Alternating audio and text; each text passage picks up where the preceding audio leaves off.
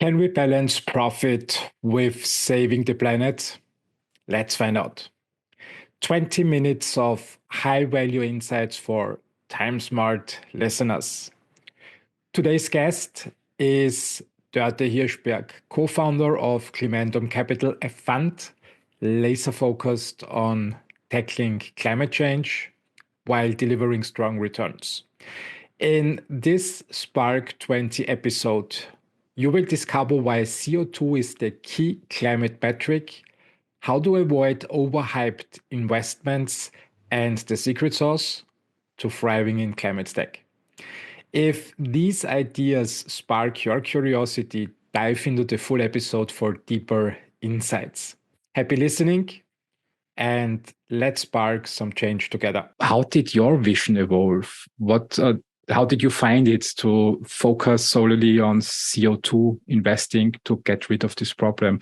Was there first the mission, or did you find the mission while you were working on something else? Yeah, so we met as a team during 2020. It was virtually because we are from Berlin and Copenhagen and Stockholm, and this was big COVID time, so we couldn't even meet physically the first month. And we came from different angles and had different perspectives.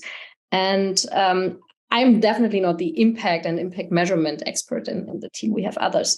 But what they convinced me about, and what makes a lot of sense, is that climate change and CO2 emissions is the one impact topic that you can measure with figures that are very solid and where you have a scientific base on the assumptions and the European taxonomy and stuff that you can base this on. And this allows us to make our impact target for the fund as credible as our financial target. So we have a financial target and a hurdle rate for our carry, and we have the same on the impact side.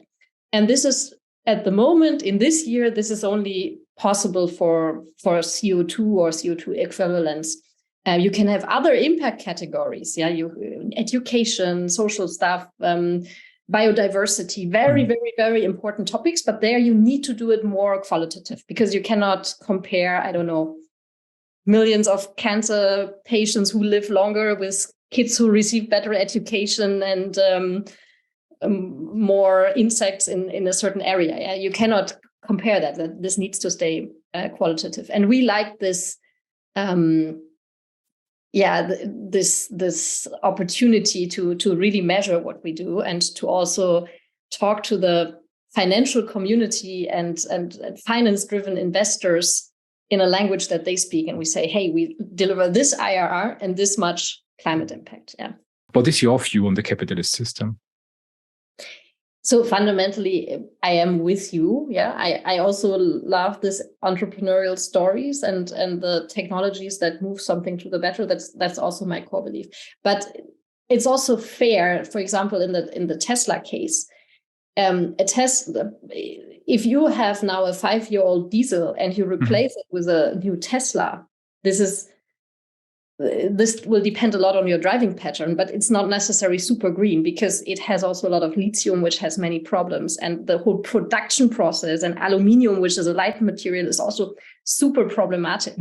So it's good that you have a Tesla, but of course, it would be even better if you would move to public transport and reduce your travel overall. And this is also a fair point, yeah. So this is a fine balance, and I think reduction of certain consumption will also be part of the equation, yeah. So, but we are all humans. And I think humans are collaborative, as you mentioned, your grandparents who told you don't throw away stuff. I mean, in Germany, almost everybody is sorting the trash every day. It's a lot of extra effort. We all do it. So I also know so many people who take the bike also when it's raining and really try to do an effort, not throw away food. And I think we can also do more there. Yeah, but this is a process. And if you would ban, I don't know, vacation flights, you wouldn't get a majority for that. And I'm convinced on capitalism, at least if it has some boundaries, but I'm also convinced on democracy. And for democracy, you need the majority. And this is what makes me so angry about these guys who glue themselves on the street, because they risk actually that the majority of the normal people are supportive and are willing to go their way and now install the heat pumps, save energy where they can, exchange the light bulbs, and all the stuff that we actually do. Yeah. Yeah, I couldn't agree more. Coming from the finance side, having one KPI that you can clearly measure makes a huge difference. But on the other hand, when you open the newspaper, I think it also opens up a lot of criticism, who say, why CO2? Why not something else? What's your opinion? Why is CO2 the best KPI that we currently have to measure when we want to measure any impact on the environment? I mean, it's a complex system. You have a lot of variables to juggle with. Why is CO2, in your opinion, the best one? It's not the best, but it's the only one that is standardized so far in the impact community, so that you can really compare a recycling technology with vegan cheese, and you can say this can save so much and this so much. And I would definitely not say that this is the most important KPI or whatsoever. Biodiversity, for example, is also something that is definitely very, very important. But can you measure the impact on biodiversity of a more qualitative? Yeah. So you can, of course, and if you have a certain technology, you can in a certain area measure something. Yeah. So, but it's not on a global scale, and you cannot compare it to CO2 or to something else. Yeah. So it's not the one figure, but that doesn't mean that it's not important. We need also funds to invest in that, and this can also make financial sense. But it's just our focus. We decided, okay, let's take this battle, and quite frankly, a lot has also positive impact on climate change. And for example, we have done investments in the space where we avoid plastic. And their CO2 is only one of several impact factors. Yeah. So this whole ocean plastic, and which then comes to biodiversity and to other problems, is not directly related to CO2. And of course, we also account that in our impact due diligence. So we calculate the CO2, but then we also say, and in addition, there are other things that we really like and find important. And this is, of course, something that we don't ignore. And we have the freedom to also do investments which are not super great climate cases, but very good, and that have additional great impact dimensions. Yeah. Why should LPs invest in you? What's your USP? What is something that others cannot do? What do you do better? Yeah. So one thing is definitely that we are more technical than others. We also have engineers in our team. We also know the investor landscape that is not VC, but that is more infrastructure, debt, private equity related, that can also invest in hardware. So we know more about this stuff. One other thing is that our geographic footprint is a big advantage. Scandinavia is in many green technologies a bit ahead, but it's small. So companies who do something great in Denmark or Sweden, they are very happy that we have the access to Germany, which is just big. And on the other hand, many German startups like our connections to the Nordics, where it's maybe easier to convince some B2B customers and to have some discussions. Yeah, so this is also definitely unique. And when you spoke about these hype and bubble topics, I think this is our job as an investor, to have strong thesis and to view these, look at these topics that where valuations increase and where the hype increase, and position yourself smartly to that. So, for example, we looked at the hydrogen space, and we are very convinced that hydrogen will be an important part to decarbonize big industry. And there are many and electrolyzer companies have seen super high valuations and high rounds without much revenue or anything like that.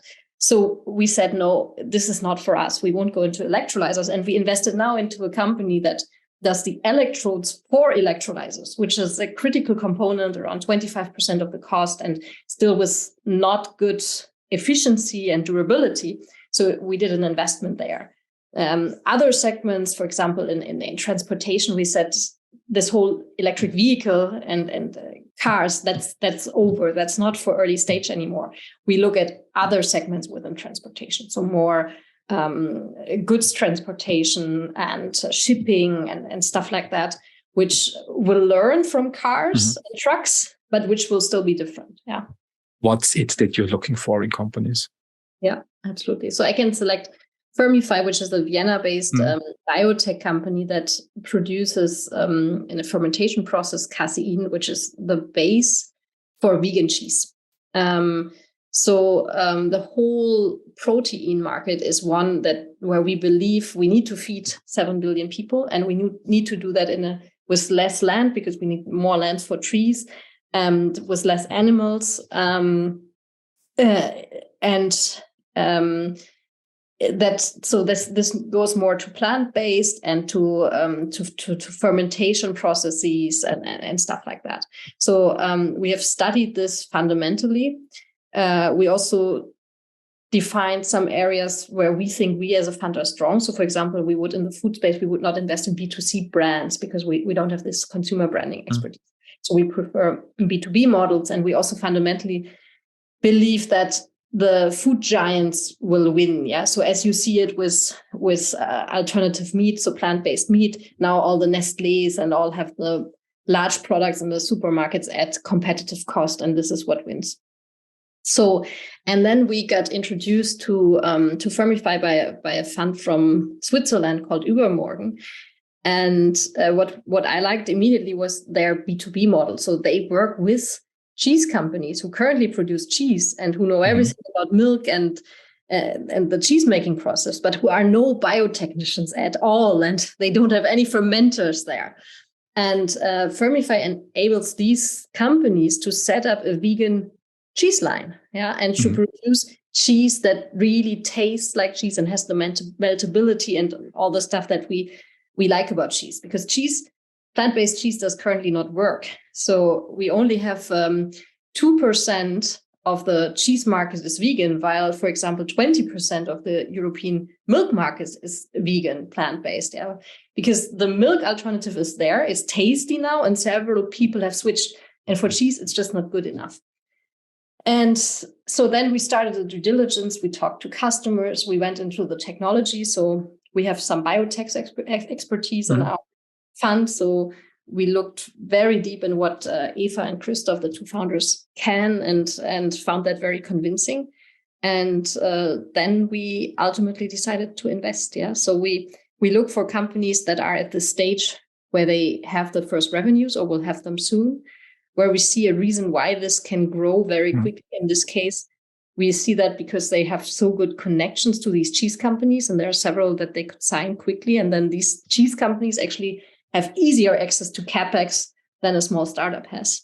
And we look for distinctive technologies. Yeah? And Fermify is actually one of the first ones who can actually make cheese with casein that tastes like something that you would also call cheese. Yeah. So there are not so many women in the VC landscape. Is it because women just don't like it? Is it because there are evil men who prohibit women from entering the space? What's the root cause in your opinion? How can we fix that? So there are several. Yes, of course, there are many biases in the industry. I was surprised when I entered it how big they were. But there was last week in Financial Times they were quoting a scientific study where they found that male investors invested more in female founders when the female founder was good looking. Yeah. So if there are these biases towards founders, then obviously there are also biases towards investment managers whom they hire. And this is proven by science, but also anecdotally, I know so many women who start somewhere in a fund and who after 2-3 years just feel, I can't get there. I don't get the same mentoring, coaching. I don't get the same chances there. They all want to hire women. They all say it, but fundamentally, then so it doesn't work. Yeah, so it's really difficult. And I mean, I'm here to change that, and I think it can't be. Yeah, and it's also you have, since decades, you have these debates in engineering, and then yes, women maybe prefer less science and math topics and have other strengths, but for an investor, especially a VC investor, this actually perfectly fits the strengths of women. Yeah, so this is a lot. Early stage investing is a lot about investing in the founding team. So psychology, which is the female topic. Then yes, it is about finance. Yeah, but we have in management and all, we have 50% women. And then it's about networking. Networking. This is again a woman topic per se. Yeah. So and then also I have to say, I think investing is one of the most flexible job in terms of work hours. Yeah, so it's actually very family friendly. I can decide when I speak to founders, and I can set my schedule. Yes, I'm working a lot, but it's very rarely that I need to do the call at 6 p.m. when I maybe want to have dinner with my family. So there are no real big reasons. So I think it comes back to biases, also maybe to a bit less risk appetite at many women. Yeah, so an investment career is where the base salary is. But how do you find your deal flow where you are convinced that in this deal flow are the winners of tomorrow? So it's a smart combination of smart people who have networks, who have knowledge and hypotheses on thesis and what will happen, and then it's combining that with data. Yeah, unfortunately, there are many data sources out there that you can look at and aggregate, which makes it also easier for smaller funds to just do that. And it's always this combination. When we look into the future and let's say 20 years and you achieved your biggest dreams, how does the world look like then? So I would hope that we have made a transition towards a more sustainable industry and society without losing too many people, both here in Central Europe, yeah, I mean, but also on the southern side of the planet, yeah, and that we can stay, 7 billion people, hopefully continue to decrease the share of the super poor, and somehow manage to keep this earth a place where you can live and where so many people can live. Yeah, I think, and I just hope that this does that we can do that without any big tragedies. I mean, what we see in Ukraine currently, that a complete country is destroyed. This is already so massive. And there are so many other wars that we don't talk that much about. But there is a severe risk that also all this, the stuff that are triggered more by climate change can lead to more and more catastrophes. And I just hope that we have as few as possible of these. What gets you up in the morning? So I think, to be honest, this is a big privilege that I have, to have a job where I can talk with great founders on exciting technologies. And I still feel that this is really an absolute dream job. I also think we are still in the honeymoon phase of our fund. We did our first investments. All these companies still have money. We don't yet have any that is struggling, and we have to make potentially tough decisions also not to give money to some anymore. So I know that also these times will come. But for me, it's also, I'm a person, I had my own software company, and what I realized then was I'm not good in optimizing every day the same thing. Yeah, so the sales of a software make the pitch 2% better.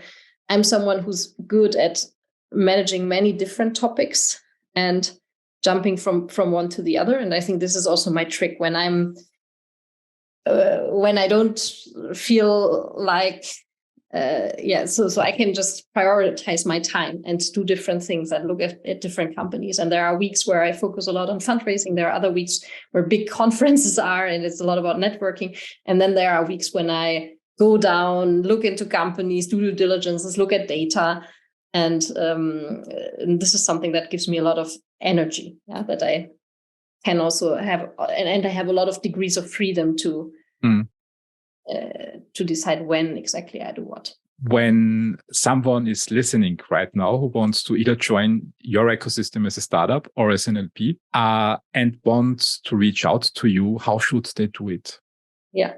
So for companies, so we like companies that are in late seed or Series A, so that ideally already have revenues or will have them soon, and that have a really big climate impact. B2B, this is what we like. Please apply on our website. You can also email me, but it's just way more efficient, because then we give it directly to the one who takes care, and we have all the information that we need. So please fill in the form in the website, and we will definitely look at it. For people who are interested to invest in our fund, this is possible for large investors, but also for people who only have 100 or 200,000 euros. So this is in our setup also possible. You can write to hello@climentum.com. Very simple, hello. and we will reach that. And of course, also feel free to reach out to me personally, LinkedIn. Yeah, I'm aware. Also for co-investors who like to invest with us, industry experts on certain sectors, always interested to be in contact.